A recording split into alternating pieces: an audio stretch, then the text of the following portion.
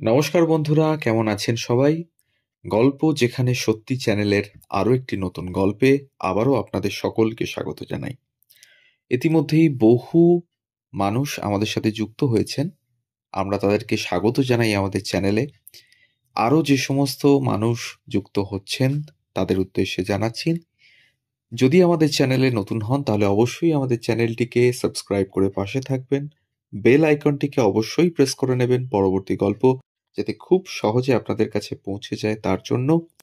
আর যদি গল্পগুলো ভালো লাগে একটু কাছের মানুষদের সাথে শেয়ার করবেন, কমেন্টের মাধ্যমে জানাবেন কেমন লাগছে।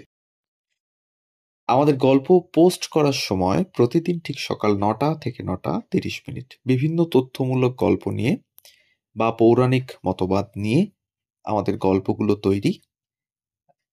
আজকে যেরকম বলবো একটা পৌরাণিক গল্প। আমরা সবাই জানি আর কিছুদিনের মধ্যেই কালী পুজো আসতে চলেছে। দুর্গাপুজো এবং লক্ষ্মী পুজো অলরেডি আমরা কাটিয়ে উঠেছি এবং কালী পুজোর ঠিক দিন দুয়েক আগে হয় ধনতেরাস উৎসব। তো এই ধনতেরাসের পৌরাণিক ব্যাখ্যা কি সেটাই আমরা জানবো আজকে আমাদের এই গল্পে।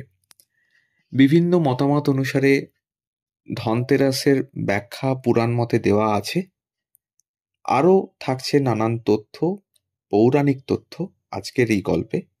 তাই শুনতে থাকুন গল্প যেখানে সত্যি। দীপাবলি মূলত 5 দিনের উৎসব। এর আর এক নাম আছে ধনা ত্রয়োদশী বা ধনবত্রী ত্রয়োদশী। ধন শব্দের মানে সম্পত্তি, ত্রয়োদশী শব্দের অর্থ হলো হিন্দু ক্যালেন্ডারের 13তম দিন। দীপাবলির সময় লক্ষ্মী পুজোর দিন 2 আগে ধনতেরাস হয়। বলা হয় ধনতেরাসের দিন দেবী লক্ষ্মী তার ভক্তদের গৃহে যান এবং তাদের ইচ্ছা পূরণ করেন। ব্যবসায়ী সম্প্রদায়ের কাছে এই দিনটি খুবই গুরুত্বপূর্ণ। তারা এদিন দামি ধাতু কেনেন। সম্পদের দেবতা কুবেরও এদিন পূজিত হন।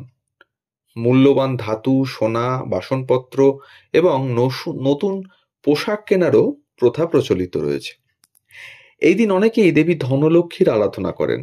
মা লক্ষ্মী বাড়িতে অধিষ্ঠান করেন, তাহলে গৃহস্থের ঘরে ধন সম্পদ বৃদ্ধি পায়। ব্যবসায়ীদের কাছেও এই দিন খুবই গুরুত্বপূর্ণ। দীপাবলির 2 দিন আগে লক্ষ্মী দেবীর পুজো করা নিয়েও রয়েছে একটি পৌরাণিক গল্প। পুরাণ অনুসারে একবার ঋষি দুর্বাসার অভিশাপে সৌভাগ্যের দেবী লক্ষ্মী গৃহ ছাড়া হন, শ্রীহীন হয়ে পড়ে স্বর্গলোক। তখন সৃষ্টিকর্তা বিষ্ণুর কথায় দেবতারা অসুরদের সঙ্গে নিয়ে সমুদ্র মন্থন করেন। সেই সমুদ্র মন্থনে আবার ফিরে পান দেবী লক্ষ্মীকে। মনে করা হয় এই দিনটিই ছিল ধনতেরাসের দিন বা কার্তিক মাসের ত্রয়োদশী তিথি। তখন থেকেই দেবী লক্ষ্মীর আবাহন করে সূচনা হয় দীপাবলি উৎসবের। ধনতেরাসের পরের দিন নরক চতুর্দশী বা ভূত চতুর্দশী নামে পরিচিত। এই দিন বাড়িতে বিভিন্ন স্থানে মোট 14টি প্রদীপ জ্বালিয়ে রাখতে হয়। সেই সঙ্গে 14 রকমের শাক খাওয়ারও প্রচলন রয়েছে। আবার অলক্ষ্মী বিদায়ের প্রথাও রয়েছে কোথাও কোথাও। এরপর দীপাবলির রাতে প্রদীপ জ্বালিয়ে আরাধনা করা হয় শুভ শক্তির। কথিত আছে রাজা হিমার 16 বছরের ছেলের এক অভিশাপ ছিল। তার কুষ্ঠিতে লেখা ছিল বিয়ের 4 দিনের মাথায় সাপের কামড়ে তার মৃত্যু হবে। তার স্ত্রীও জানতো সেই কথা। তাই সেই অভিশপ্ত দিনে সে তার স্বামীকে সেদিন ঘুমোতে দেয়নি। শোয়ার ঘরের বাইরে সে সমস্ত গয়না এবং সোনারূপা মুদ্রা জড়ো করে রাখে। সেই সঙ্গে সারা ঘরে বাতি জ্বালিয়ে দেয়। স্বামীকে জাগিয়ে রাখতে সে সারা রাত তাকে গল্প শোনায়, গান শোনায়, আরো নানা রকম কিছু করেন। পরের দিন যখন মৃত্যুর দেবতা যম তাদের ঘরের দরজায় আসেন, আলো আর গয়নার জৌলুসে তার চোখ ধাঁধিয়ে যায়। রাজপুত্রের শোয়ার ঘর পর্যন্ত তিনি পৌঁছন ঠিকই, কিন্তু সোনার উপর বসে গল্প আর গান শুনেই তার সময় কেটে যায়। সকালে কাজ অসম্পূর্ণ রেখেই চলে যান তিনি।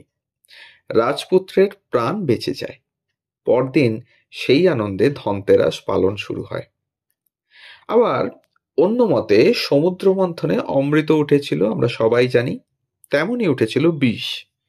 আমরা সকলেই জানি সেই বিষ কণ্ঠে ধারণ করেছিলেন স্বয়ং দেবাদিদেব মহাদেব, তাই তিনি নীলকণ্ঠ।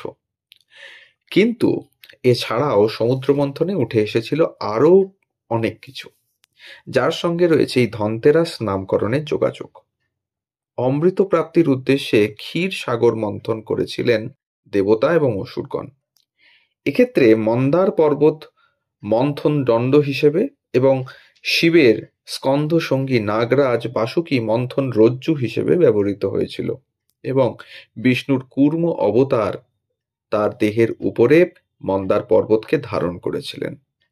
সমুদ্র মন্থনে হলাহল এবং অমৃত ছাড়াও উঠে এসেছিল রম্ভা, মেনকা প্রমুখ অপ্সরারা, কামধেনু, ঐরাবত, কৌস্তব মণি, পারিজাত, চন্দ্র, শঙ্খ, যা পরবর্তীকালে বিষ্ণুর শঙ্খ পাঞ্চজন্য হিসেবে পরিচিত হয়, এবং আরো অনেক কিছু।